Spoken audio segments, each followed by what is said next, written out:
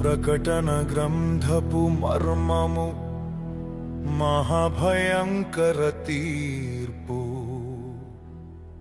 భూనివాసులకు అయ్యో అయ్యో అయ్యో అయ్యో.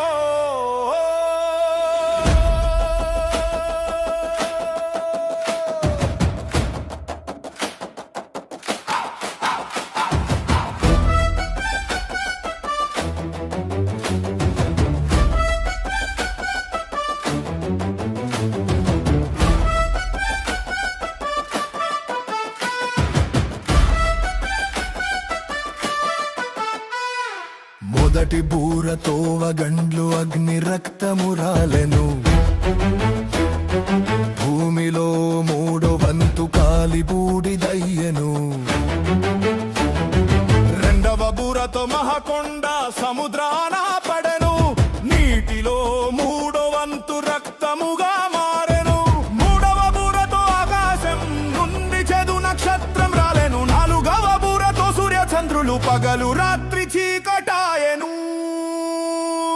రాజ రాజ రాజా సర్వాధికారి నీవే, దేవ దేవ దేవ న్యాయాధిపతివి నీవే. నీ తీర్పులు సత్యములు మహాభయంకరములు. రాజ రాజ రాజా సర్వాధికారి నీవే, దేవ దేవ దేవ న్యాయాధిపతివి నీవే.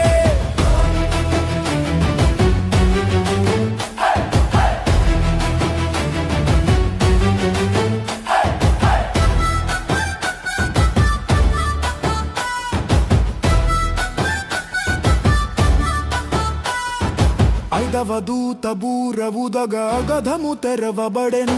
సూర్యుడు చీకటి కమ్మగా మిడతలు పైకి వచ్చెను. దేవుని ముద్ర లేని వారిని 5 నెలలు బాధించెను. తేలు కుట్టిన వేదనతో మనుషులు మరణమును వెదికిరి.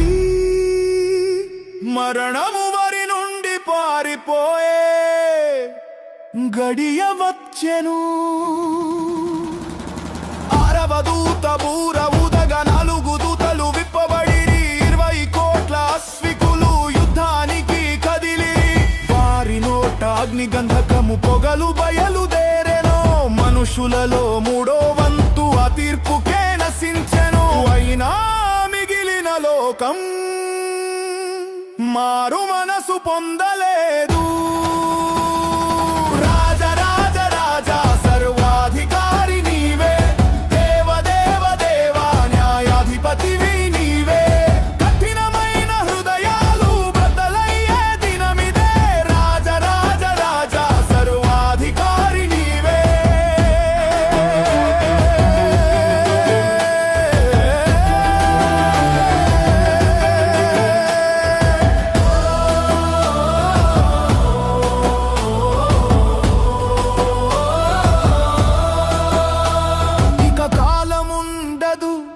దేవుని మర్మము ముగిసెను. ఆఖరి బూర శబ్దమునకు పరలోకం సిద్ధమాయెను.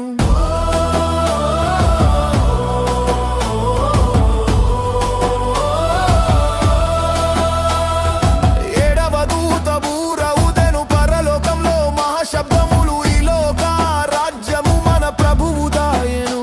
ఆయన క్రీస్తు దాయెను. 24 పెద్దలు సాగిలపడి మొక్కిరి. భూకంపము, గొప్ప వడగండ్లు, దేవుని ఆలయం తెరవబడెను.